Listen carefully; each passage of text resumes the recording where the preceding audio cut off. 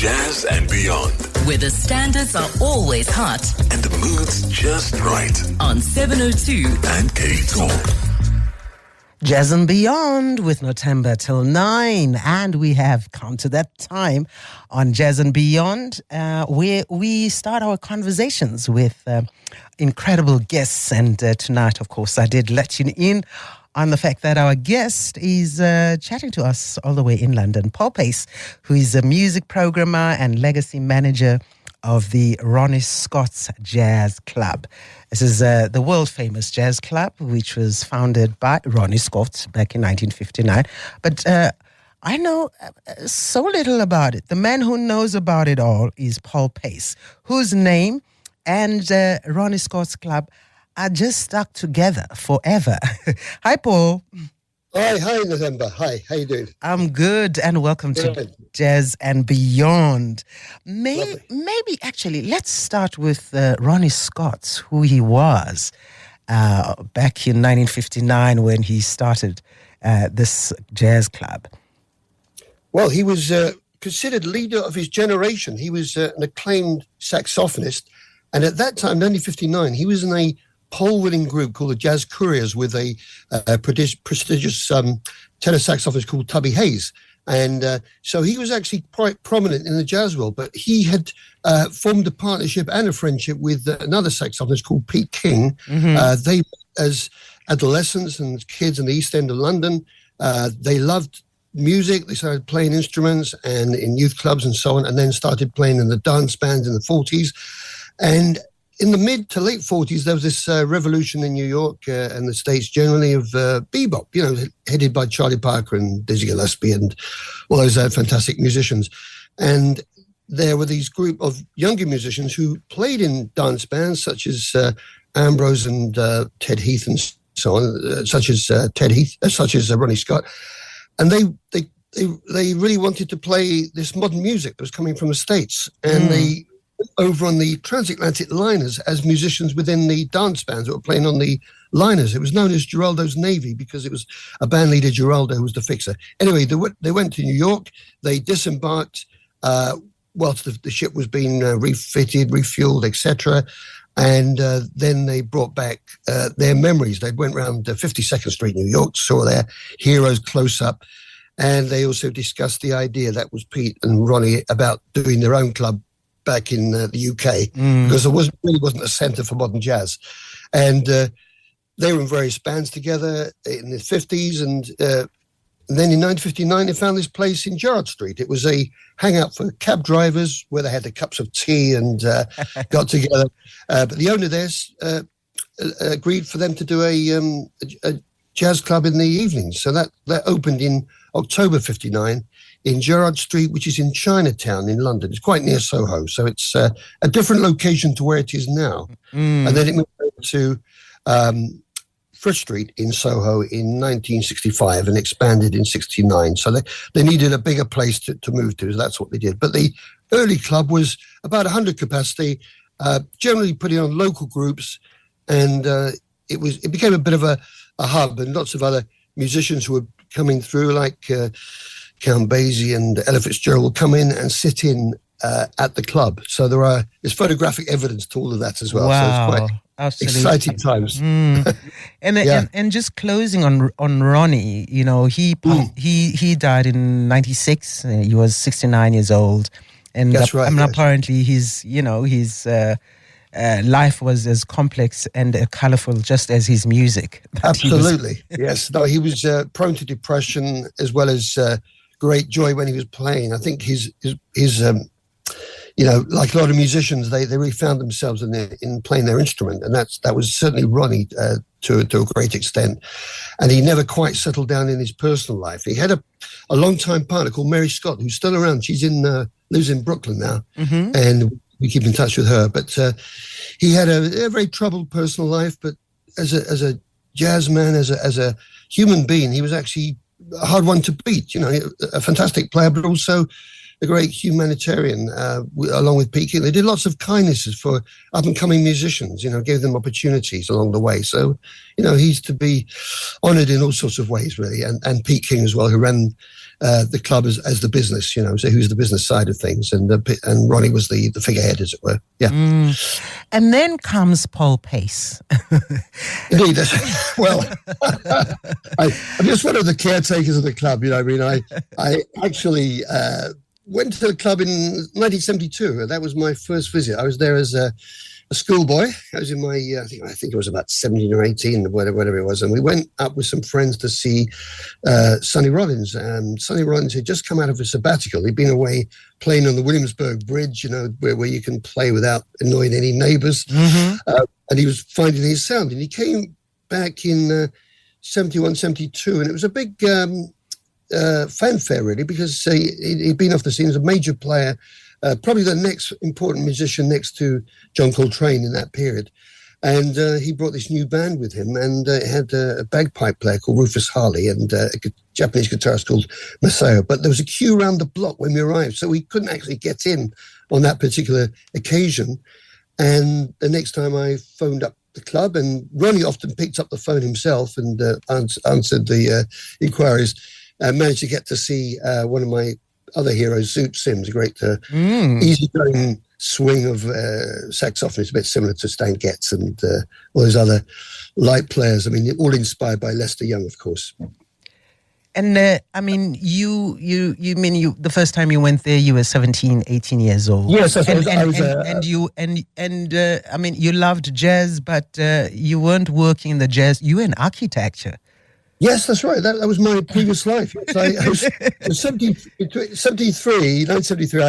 I enrolled at University College London. I studied architecture there for 3 years, and then I went out, worked for 2 years, went back and got my diploma, further 2 years. But I was always being pulled into the jazz maelstrom, going to all the gigs under the sun, not just Ronnie's, but lots of other gigs, and wanting also to play trumpet as well. But I was more a jazz lover. I mean, my interest had been piqued by, it was actually watching the Glenn Miller story on the family TV and hearing Tuxedo Junction with Glenn Miller. So that which was very, with the trombone riffs and the muted trumpets over there, it caused a visceral feeling within me. And I thought, I love this music. And my contemporaries at the time were really into what we now call prog rock, which was Black Sabbath and Pink Floyd, etc. Around that time. Yeah, okay. I liked, but it was jazz was the thing that really fired me, and I got to see lots of big bands at the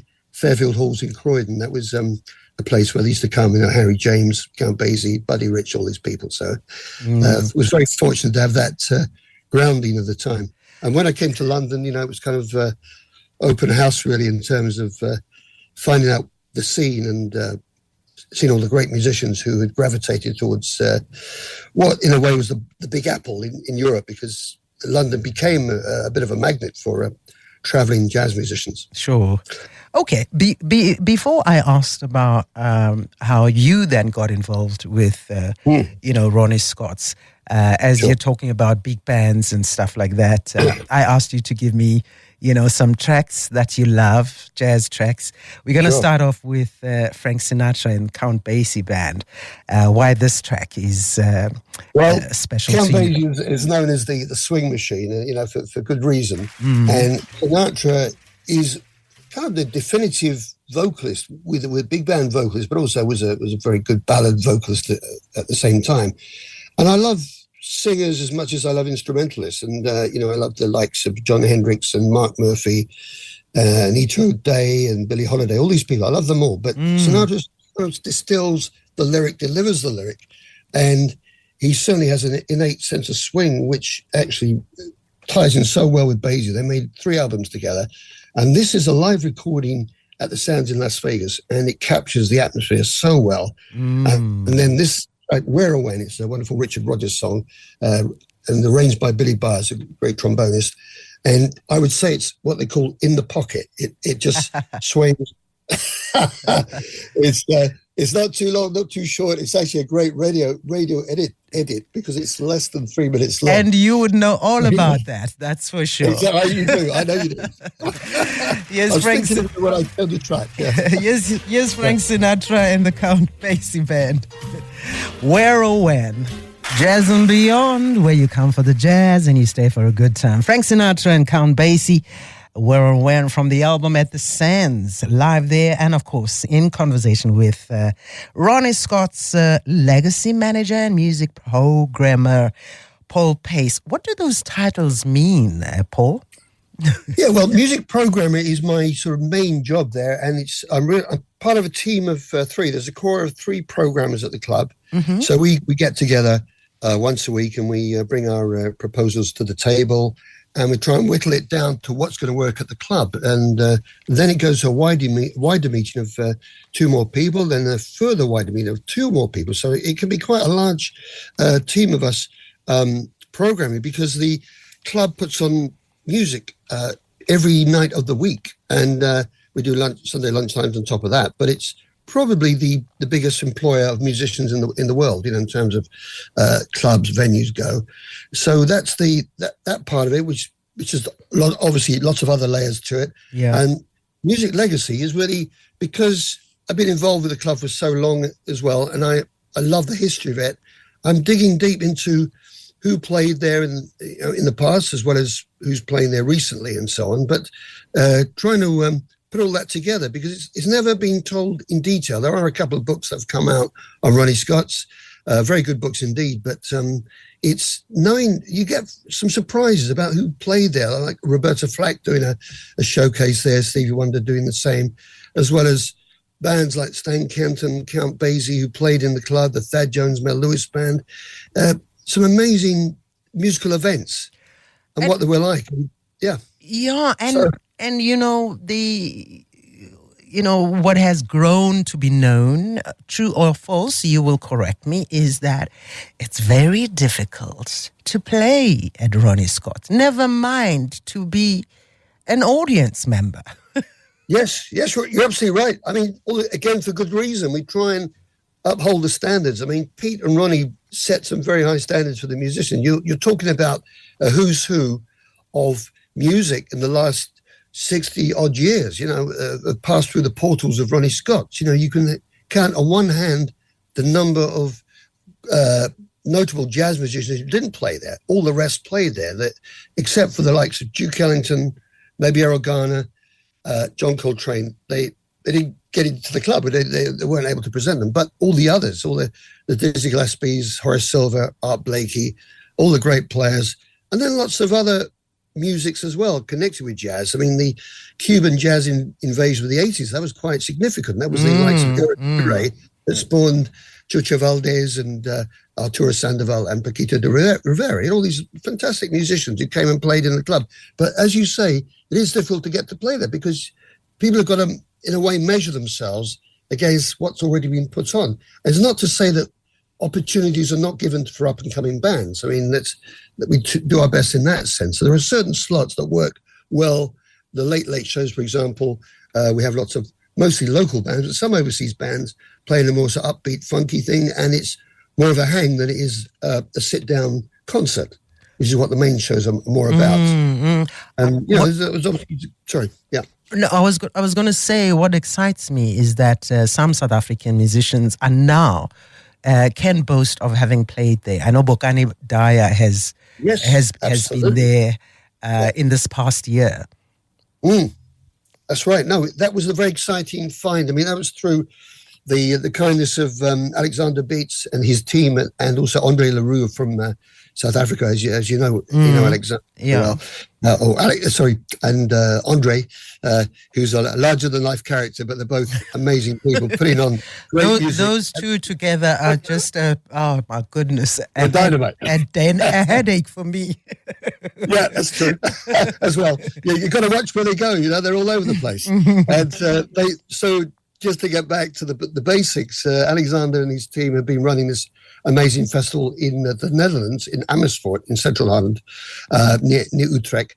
And every year, Andre brings over some South African musicians, and they're always impressive. And one year, it was Bokani and his various groups. Makani Dyer, who's a very talented piano player. Yeah, it's fantastic. So I've been doing my best to do that, but also my connection with South Africa goes back to my days when I was learning about the music in London, in the early 70s. And the likes of Chris McGregor with his Blue Notes had come over in 65. They had come over to London at that time to escape apartheid. And I got very connected with Dudu Bukwana, with Mogezi Feza and Louis Mahola and people like that. And I got to see them live. They were so exciting. And they were in various groups based in London, like Jabula and Spear. Yes. And Zilla was Dudu's own group. And quite often there'd be some collaborations with local musicians like Elton Dean from Soft Machine, who had a band called Nine Cents that Mongezi Feza, the great trumpet player, played in as well. And Brotherhood Breath was a combination of UK improvisers and South African musicians. So that was incredible. So to see all of that, and they really enlivened the scene. And I can see that happening as well with overseas musicians, but also South African musicians have something special to offer the local scene, and they are fantastic in their own. Because their sound is unique and and refreshing to what people may be familiar with. And talking about the unique and fresh sound of South Africa, you talked about Dudu Pukwana also being part of that, and he's also one of the artists whose song Sonia you asked me to play on your behalf, and maybe you can talk very quickly as we play the song in the background why this track is special to you. Sure. It epitomizes the rhythm that they brought. That was the one track on that particular album. We recorded it in London, but it's the one track where I feel they've captured the township jive, that sort of rhythm that people were dancing to. And that was what they brought. They brought a physicality to the scene. And I can imagine. It's Kweli rhythm. I don't know what it's called exactly, but it's a different sound. And, it's something about it that is infectious. And, so I thought, and you're right about that. Let's hear the infectiousness of Dudu Pukwana and the Spear with the track Sonia from the album In the Townships. Jazz and Beyond on 702 and Cape Talk every Sunday 6 to 9 p.m. And tonight our guest is Paul Pace, and we're talking about the famous Ronnie Scott's Jazz Club, and of course about Paul himself, who's a fanatic of jazz music. Do you have a great collection? How many thousands do you have, Paul? It's become countless. I have, my walls are records at the moment, records and CDs, and I've got trays full of cassettes and reel-to-reel, magazines, books, all of it. It's a bit of an addiction. Yeah. I'm certainly a vinyl junkie, if there is such a thing, and I cannot go into a record shop without spending money. It's that I can imagine. And it's a blessing and a curse. I have about 5 record shops around here, which is amazing because I'm in the East End of London, and it's hipster territory. You got guys with beards and shoulder bags, and they don't actually play their records, but they walk around with them. But there are some great record shops. Yo-Yo Records is a fantastic shop around the corner here, and it's 5 minutes walk from my flat, so it's too tempting. So do you even play the music you have in your collection? I need a few lifetimes to do it. I play as much as I can. So yeah.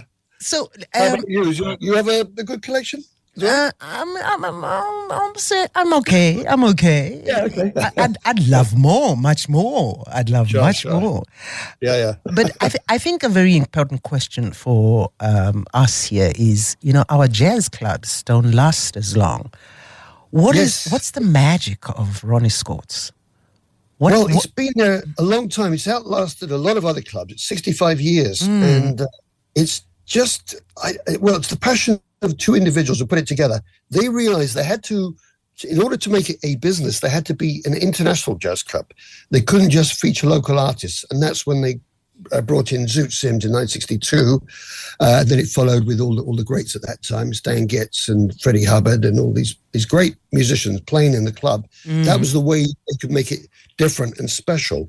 And prior to that didn't really happen in the UK because there was a musicians ban as well. And Pete King went over to the States, to New York, to broker an exchange deal with the American Federation of Musicians in order to have Tubby Hayes, saxophonist, play over at the Half Note Club in New York, and then have Zoot Sims play here in London, and then Bill Evans Trio and so on. So that was quite a real service they did the music community, but also it set up the reputation of Ronnie's. And that in a way is the legacy. Legacy is all the great names, and it runs on today as well. We have the biggest names. We had George Benson, we had Herb Alpert, and then we got younger musicians like Ezra Collective and so on playing in the club. Yeah, I mean, the likes of the Nina Simones and the Miles Davises and the Jimi Hendrixes and, Chet Bakers, That's right. No, they're all there. As I say, you can put on one hand the people who didn't play there, but everybody else has. And I've got some fantastic memories of Nina Simone coming in, not smiling, going to the piano, putting her shopping bag down and creating beautiful music, but there was certain tension in the room, which she's kind of looked over. You thought, oh gosh, have I said something or done something wrong? And then she pulled out her guitarist, who was a UK guitarist, who was not playing the way that she would have liked. He had a bit of a tough time there playing with her, and Nina was there with her musical partner who played percussion. And it was an interesting moment. I mean, I'm glad I saw her. A fantastic artist.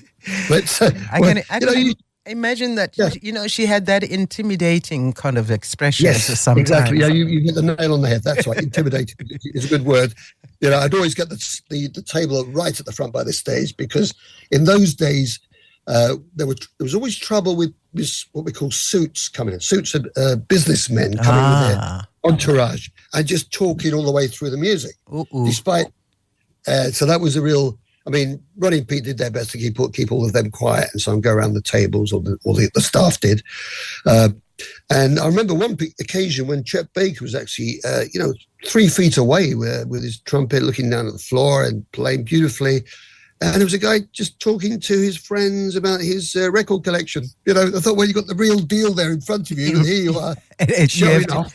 What have been, the comments from, people who attend and see the shows? What is it about the experience of being at Ronnie Scott's that they take away with? What that you have noticed that makes it a place that's so special and that you really have to book months beforehand to get a spot? Yeah, well, most of the comments, vast majority are very positive, and Ronnie's is unique. I mean, it was back in the day, it was unique as well. When I first started going in the 70s, it was just like an oasis, amongst all the greyness of everything else, and this was where you go and see your heroes close up, and it's not a concert hall, it's not a big room, it's very intimate. I think that's a very special part of it. The sound has always been great. It's even better now. We had it refurbished recently. Sound system is really top notch, and the lighting, and then the atmosphere. The atmosphere, I think, is the thing. If you get the room right, and you book the best artists, then that works perfectly. So sound got to be right. The lighting, the atmosphere. And what's the last one you just mentioned? The room, right? Well, the intimacy, the size of the room. That's right. Good sight lines, and then the way you're treated by the staff as well. If you're welcome there, if it's a warm, welcoming atmosphere, we look after our customers as much as we can, and the service, I think, is excellent, and so on. So it's and the food is good. Yeah, it's very good food. So you get it's a full night out, and people are very, very complimentary. One or two complaints sometimes, but you can't please everybody all the time. So, What's your most memorable performance? Oh, that's a tough question. I know. I think the most special one in recent years was to have Pat Metheny play. Oh my goodness! I would have loved to have been there. Oh gosh, it was so special. And one of the reasons is because he doesn't do clubs anymore. He doesn't. Many years he's been playing big auditorium, but on this particular occasion, he had a quartet with Linda Mayhoe on bass and Gwilym Simcoe, English pianist in his band in its quartet. So he was going down more traditional jazz route, and Ronnie Scott's and some other smaller clubs also suited that music much better. And he, I believe, did a 2-hour set. He came in with his played a solo, couple of numbers on the Picasso guitar, which has got various frets on it. It's a very interesting looking instrument. And then the group joined him, and it was just glorious. I can imagine. So that was one thing. I mean, going back to the very, the kind of glory days of Oscar Peterson and Dizzy Gillespie, all those performances were just staggering. And to see the jazz messengers in full flight, and the charisma of these musicians, the giants who drove the stage, Are there any difficult ones? Is there one who was the most difficult, yeah. what do they call them? The queen, what do you call them? They're called divas or... Divas and what have you. Yeah. Yes. That's right. Yeah, they have been. I can't really mention names on there, but we had... If they've passed on, you can mention them. Yes, they're still around, I'm afraid. I think when I was just a punter going along, a customer, I could see them at their best. When you get to meet them face to face, one or two of them are not as nice as you thought they might be, but thankfully most of them are very nice. There was one.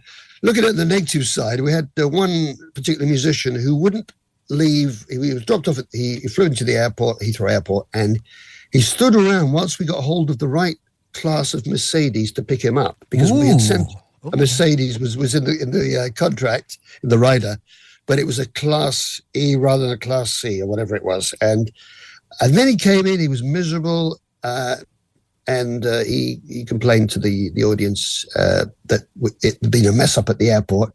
We had done our utmost, to make this musician feel welcomed and so on. So that really is a blow in, blow in or kick in the teeth, as it were. And there were one or two of the other things like that, where they come in with a bit of an attitude. Yeah. And that's a difficult one to navigate, because once they're there, you can't tell them what you think of them. You've got to go with it. with their demands, so to speak. Yeah. Yeah, and they've got that leverage, of course. But then you think, when we look at booking them again, we think maybe not. Maybe not. Yeah. You travel the world at the festival. In fact, we met in the Netherlands. Yes, when was right. that? 2020? A couple of years ago. Yeah, a couple of years ago. Yeah. Do you look out for new artists? Yes, that you have. Yeah, absolutely. I think it's a very important part of the job. I think you have to challenge yourself as well as what we book at the club, because we all have our own particular tastes. And I make a point of going to see stuff I don't know about, and also stuff I don't listen to as a rule. So in that way, I get to discover things, some other delights that are going on. Not all the time, but we, for example, went to the Winter Jazz Festival as a team.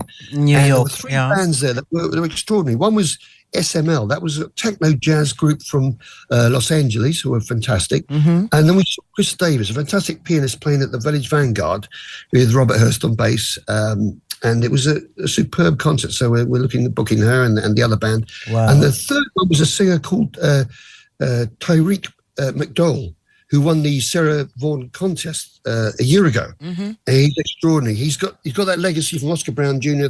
and John Hendricks, and he's a guy in his early 20s, and he's got it down. Even at that early age, he's got the feel. Yeah. And again, back to the club, it's about feel. What feels right in the club? Yes. And when you see, I can imagine. Yeah. So important. Very important. And I've got to wrap it up, but I think because I know a lot of jazz musicians listen to this show, I think it will be lovely to you just give them a few tips on if you want to gig at Ronnie Scott's. Yeah, sure, absolutely. Here's Paul Pace's top tip. Top tips, yes. The one at the top, actually, the one at the very top is be nice. Don't be upset or get back if you don't get a phone call or a response to your email. Just send a reminder and so on. But first of all, do your research. Look at the venue. If you want to play at a particular venue, look at the program. If you're able to, go along and see a show.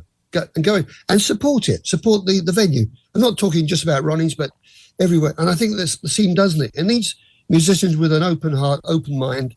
And then when you do apply, you do it with some background knowledge of the club. You may even meet one or two of the bookers in the club, and you go there as a customer. So you build up a relationship, and also have a product that you think will work, and also something that will be part of the business that you're approaching, because there's no point in having a project that's really far away from what the genres we put on is. You know, if you go for a pure improvisation group, that would be better suited elsewhere, somewhere like the Vortex or the Cafe Otto in London. So look at what we program and see if you match up to it, you know, in terms of musical excellence as well as the genre. Yeah, so, and maybe shoot a short video, you know, a few minutes just to showcase what you can do, kind of thing. Definitely. A professionally filmed video. Don't just rely on somebody with a phone at the back of the room. It has to be done properly, because bookers, programs do not have the time to kind of try and imagine what it is. If you're able to invite the booker to a local gig, that's all the best, because then you get to see the band interact with the audience, and that will work at Ronnie's. So it's all of that, but you build up your reputation by playing at other venues before you play Ronnie Scott's, I would suggest. Wow. Unless you're of international standing, then it's a different kettle of fish. So what is going to cost me to buy a ticket and a seat at the table at Ronnie Scott's? Depending on the artist, depending on the profile of the artist, someone like George Benson, you'd be talking about £200, £150 downwards probably, which is not outrageously expensive, but if you compare it with theatre clubs. But generally, we're talking about a lowest price of 25, 30 up until £50. That's a sort of standard ticket price. Then we go up to further, you know, up to 60 top ticket price, 60, 65, etc., and so on. It depends on the stature of the artist. Okay. You know, someone like Mike Stern and Kenny Garrett, well, we have to pay a certain fee to bring them over, so we have to cover that and make a margin in order for the business to survive. And then we have other revenue streams from food and beverage, as well as other activities that we get involved with. But it's an expensive part of town as well. We have to think about paying the rent bills. and rent. Exactly, that's right. Yes, all of that. I think this is very helpful, not only as, you know, a jazz appreciator who goes and attends, you know, performances in clubs, to also understand the pricing sometimes, that it has to take care of other things. Absolutely. As well. I just like to add, though, that there is a late show where the price of the ticket is £12. So and you get to see the bands coming through, as I mentioned before, and I think, and it's more of a hang. So that attracts a younger demographic usually, and that works very well with the whole spectrum of what we do at the club. Fantastic. Now, you also asked, as we wrap up, for one of my favorite pianists, Oscar Peterson's tracks. So I'm going to round up our conversation with that track, No Greater Love, and you tell me why Oscar Peterson is, a favorite of yours. Yes, he delivered every time. Every time one saw him live or on record, he gets straight to the nitty gritty, and he swings like the clappers, as it say. And he's there, and he's got this cheeky grin on his face. If you watch the video, it's on YouTube, and it's of the Montreux Jazz Fest from 1977. Yes, 77. Aggregations, and he's there with just two amazing bass players. Ray Brown, who was the sort of daddy of all the modern bass players who came up after the war, and Niels Osted Pedersen, who was at the time Oscar Peterson's regular bass player, and they've got two different styles. So Niels Petter has a highly strung bass, and Ray Brown has a deeper resonance in his tone on the bass. But the contrast is amazing, and the way that Peterson pushes them as well, and and there's no drummer, but you don't miss the drummer at all because it does swing effortlessly. Well, we're gonna wrap this up with that swing of Oscar Peterson, No Greater Love. It has been such a pleasure. It always is when I see you and we get to chat. Paul, lovely. Thank you so much for joining and sharing with us here on Jazz and Beyond.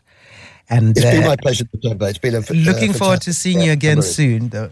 Likewise. Yeah, that'd be amazing. Yeah. Thank you. Oscar Peterson, No Greater Love, from the Oscar Peterson and the basis at the Montreal Jazz Festival back in '77.